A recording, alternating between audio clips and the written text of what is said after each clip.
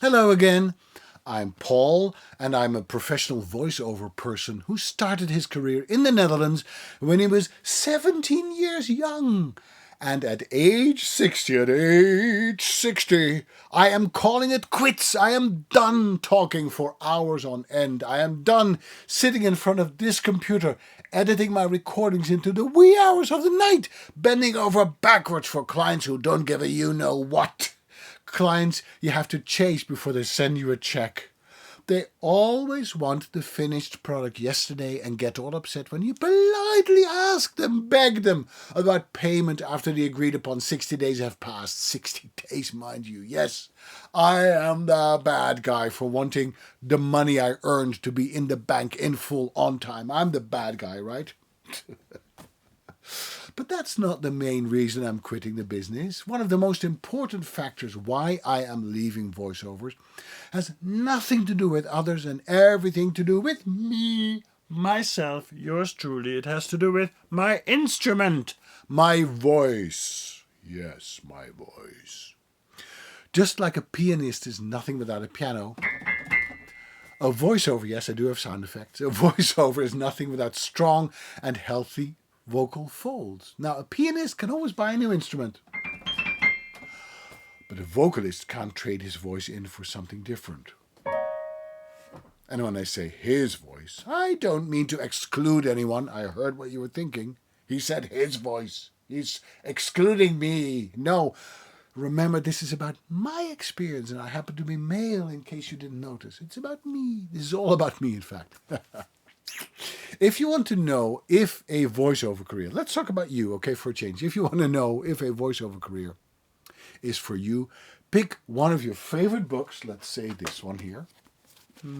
Oh, it's my book. It's about me again. Okay, pick one of your favorite books and start reading it out loud for about 5 to 6 hours and try not to make any mistakes or weird mouth noises. If at the end of these 6 hours your voice sounds just as fresh as in the beginning, a voiceover career may be for you. I say maybe because it's never about the instrument. It's never only about the instrument, people. It's always about how well you play it. Remember that. Just because you own a Steinway Grand, which this isn't, doesn't mean you should become a concert pianist. The words on the page are nothing but the notes of a score. After some basic training, most people will be able to play the notes. But that doesn't mean they're making music that's so amazing that people want to buy it. Now tell me, how is it possible for opera singers to be on stage and sing for 3 hours without a microphone after a day of rehearsals? It's not because they have a nice voice. It's because they have a well-trained voice. They've conditioned it over many years. They're like athletes who have been strengthening their muscles every single day. And by the way, let me ask you, out of all the singers who've dreamt of performing on the big stages of the world, right? How many actually make it to the top? How many athletes eventually compete at the highest levels and win medals at the Olympics? A very small minority. Very small, tiny, minute. And what these people have in common is that they make it look very easy. Like anyone can do it, right? Remember, a lot of effort goes into making things look effortless. There's no success without sacrifice. You and I, we watch the race from our couch. We watch TV and we see the person celebrate on the podium, but we don't see the hard and long road to victory. How many voice actors actually make a decent living, being locked up in a dark and tiny triple-walled vocal booth that cost them $10,000? How many? The National Association of Voice Actors, NAVA, has asked voiceovers about how much they make in a year, and many of them, more than half, don't even make minimum wage. In fact, the IRS would consider them to be hobbyists, not even minimum wage.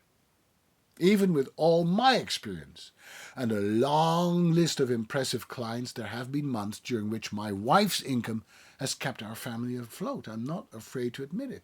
Not ashamed either. My wife's income.